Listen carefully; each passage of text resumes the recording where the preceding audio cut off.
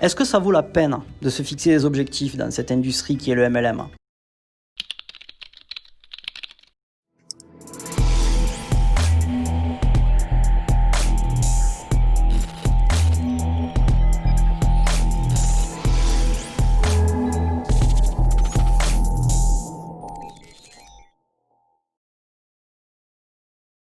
Alors, je vais essayer de... C'est toi qui vas bien sûr répondre à cette question à la fin, ok?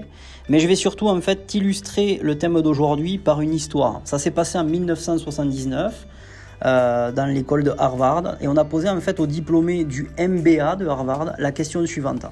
Avez-vous fixé des objectifs précis et écrits pour votre avenir et planifié bien sûr leur accomplissement? Et en fait, à ce moment-là, il y avait déjà 84% qui n'avaient pas du tout d'objectifs.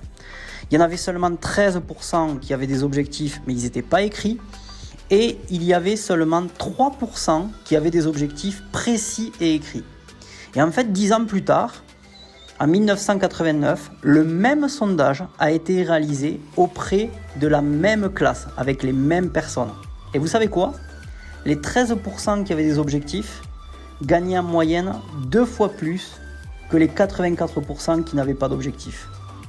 Et les 3% qui avaient des objectifs précis et écrits gagnaient en moyenne 10 fois plus que les 97% des autres diplômés. Donc, est-ce que vous avez réponse à la question « Est-ce que ça vaut la peine de se fixer des objectifs et notamment dans votre industrie ?»